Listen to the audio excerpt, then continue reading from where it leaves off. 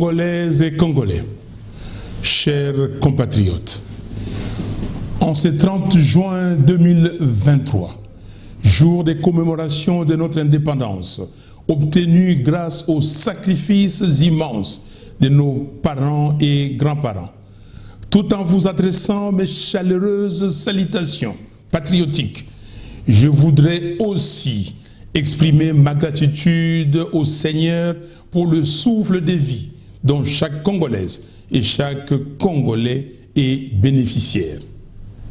J'ai une pensée particulière pour les compatriotes qui ont perdu la vie du fait des violences qui sévissent actuellement dans plusieurs parties du pays, et pour ceux et celles qui garderont longtemps les stigmates de ces barbaries. Ces dernières sont essentiellement les conséquences de l'agression rwandaise contre notre pays depuis 1996 et du hold-up électoral intervenu après les élections de 2018. Chers compatriotes, notre pays est au bord du gouffre total. Sa colonne vertébrale sécuritaire est brisée. Ses institutions politiques fragilisées et affaiblies. Sa situation économique et sociale est désastreuse. Et un système politique déconstitutionnalisé a été mis en place et a pris les pas sur le choix démocratique opéré par notre peuple lors du référendum constitutionnel du 18 et 19 décembre 2005. Le 30 juin 1960, notre héros national, Patrice Emery Lumumba, avait dit, je cite, « La République du Congo a été proclamée et notre cher pays est maintenant entre les mains de ses propres enfants. Ensemble, mes frères, mes sœurs, nous allons commencer une nouvelle lutte sublime qui va mener notre pays à la paix, à la prospérité et à la grandeur. » Fin des citations. 63 ans après, l'espoir qu'avait suscité l'indépendance s'est évanoui. Et plus près de nous, 33 ans après l'ouverture démocratique, annoncée le 24 avril 1990 par le maréchal Mobutu, ainsi que la conférence nationale souveraine qui s'en est suivie, s'est volatilisée. Premièrement, avec l'entrée dans notre pays, en 1997, de l'Alliance des forces démocratiques pour la libération du Congo, AFDL. Et deuxièmement, avec les différentes crises de légitimité que nous connaissons depuis la promulgation de la Constitution du 18 février 2006. Après près de 5 ans d'un pouvoir usurpé, les bilans de M. Félix Tshisekedi se résument en ceci. Sur le plan sécuritaire, la situation s'est empirée. Au sud Kivu, en Ituri et au nord Kivu, avec la prise de plusieurs localités par le M23 et où plusieurs autres groupes armés sévissent, notamment les ADF. Un état de siège robotique et inutile a été instauré dans le Nord Kivu et en Ituri, sans résultat palpable. Les tueries de nos populations se poursuivent allègrement dans ces provinces où plus de 7 millions de nos compatriotes sont devenus des déplacés internes dans leur propre pays. Une partie du Nord Kivu échappe totalement au contrôle de l'autorité de l'État, car occupé par les éléments du M23 et les troupes militaires de quelques pays de la communauté des États d'Afrique de l'Est. Sous prétexte de combattre le M23, M. Félix Tshisekedi, sans consulter le peuple, les a invités. Les récents propos du président kényan, William Ruto, qui font écho à ceux du président burundais, Évariste Ndayishimiye, s'apparente à une mise sous tutelle de facto.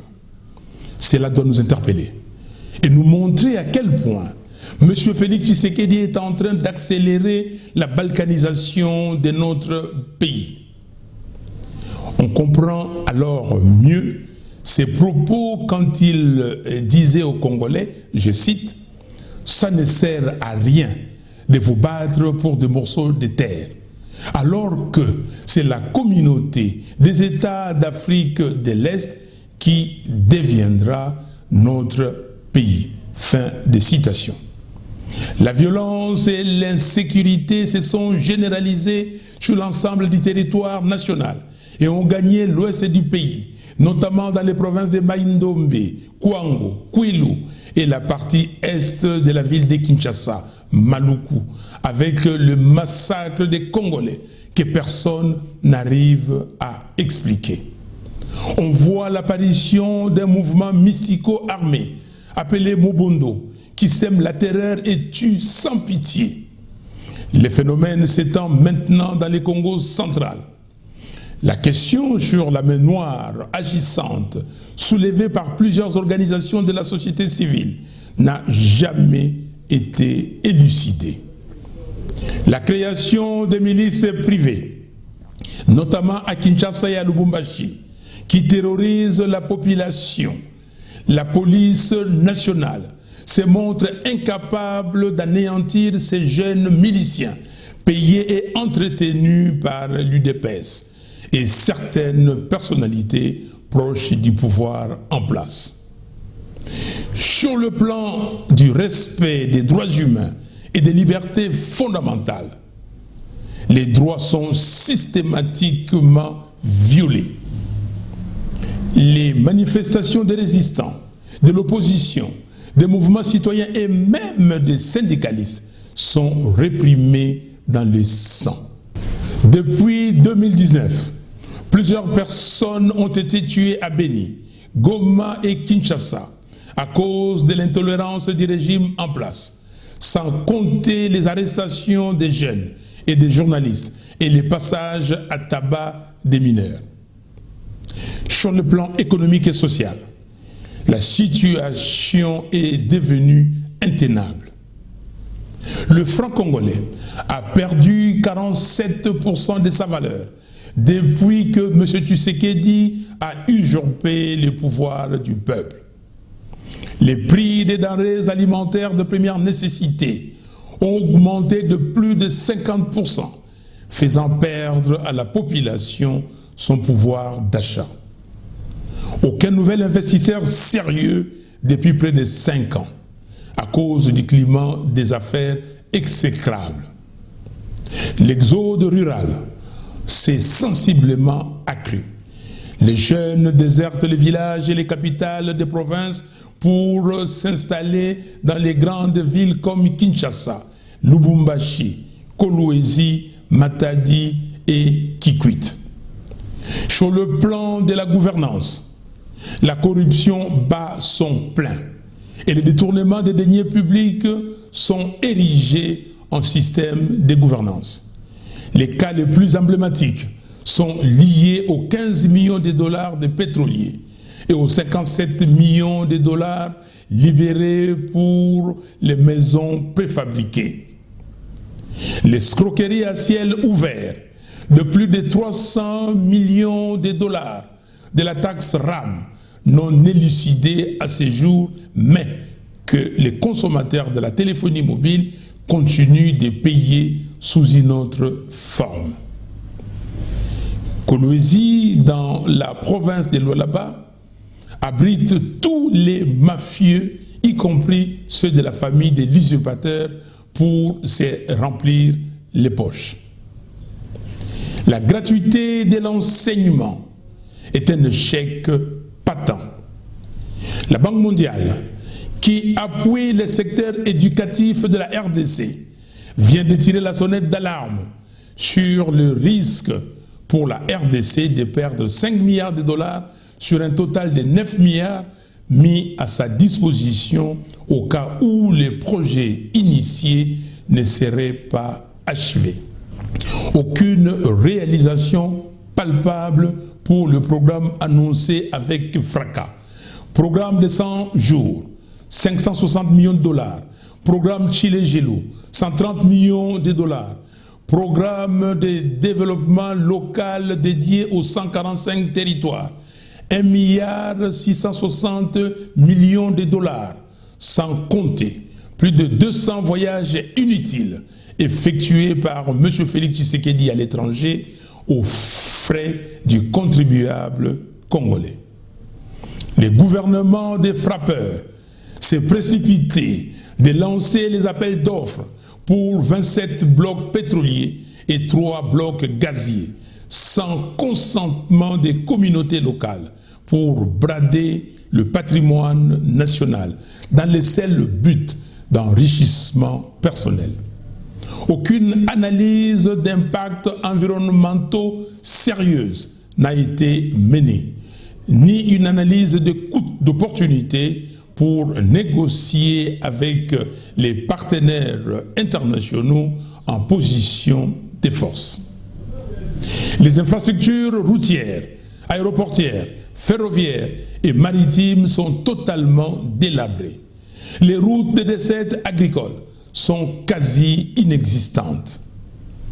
Aucune infrastructure de grande envergure n'a été érigée durant les quinquennats. Rien que des promesses. Sur le plan politique, le pouvoir de M. Félix Tshisekedi s'est distingué par les violations graves de la Constitution et des lois de la République, et même par la tentative de création d'un parti unique, l'Union sacrée de la nation. L'Assemblée nationale et le Sénat se sont révélés des chambres d'enregistrement du pouvoir de M. Tshisekedi. Un parlement godillot dont les équilibres ont été bousculés au cours de la législature en violation totale des règlements intérieurs des deux chambres. Cerise sur les gâteaux, il a acheté les députés avec des émoluments mensuels faramineux de 21 000 $. La cohésion et la concorde nationale ont été brisées par un tribalisme primaire jamais connu auparavant dans l'histoire de notre pays. L'usurpateur du pouvoir du peuple cherche à opposer les Congolais entre eux et à les diviser. Sur le plan diplomatique, notre pays est isolé. Malgré les évidences apportées par les experts de l'ONU, à maintes reprises, sur la présence des militaires rwandais en RDC et le soutien du M23 par le président rwandais, aucun pays africain n'a condamné le Rwanda et aucun pays du monde n'a sanctionné le Rwanda. Le gouvernement est incapable de rompre les relations diplomatiques avec le Rwanda, de fermer nos frontières avec ces pays et de faire adopter au Conseil de sécurité de l'ONU une résolution reconnaissant et condamnant l'agression rwandaise. En définitive, le gouvernement de M. Félix Tshisekedi est totalement absent lorsqu'il s'agit de répondre aux aspirations et attentes des Congolais. Le peuple congolais mérite mieux. En réalité, M. Tshisekedi a fait de notre pays un non-État. Il l'a appauvri et le fait piller par tout celui qui veut. Il a livré le pays au Rwanda et à l'EAC. Il a eu 4 ans pour organiser les Jeux de la francophonie. Mais on constate qu'à 4 semaines du début des Jeux, les infrastructures ne sont pas prêtes, ce qui traduit son incompétence. Mes chers compatriotes, c'est dans cet environnement, avec un bilan aussi catastrophique, que M. Félix Tshisekedi, sans scrupule, veut tenter de voler un deuxième mandat grâce à un dispositif de fraude qu'il a mis en place. Car toutes les structures qui interviennent dans le circuit des opérations électorales sont tribalisées et dirigées par ses affidés. Non, nous avons le devoir de les stopper et d'arrêter l'hémorragie.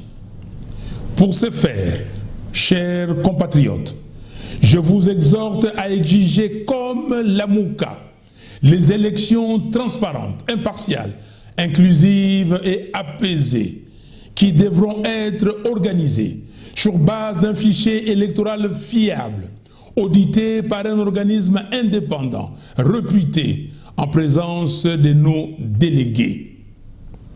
Il est nullement question qu'il ne soit tenu en République démocratique du Congo des élections gagnées d'avance par qui que ce soit, et surtout pas par M. Félix Tshisekedi et son union sacrée. Par conséquent, je vous demande d'être prêts à répondre au devoir de l'article 64 de la Constitution pour barrer la route à toute personne qui veut prendre le pouvoir par la force ou qui l'exerce en violation de la Constitution. Le moment venu, je rappellerai le mot d'ordre constitutionnel.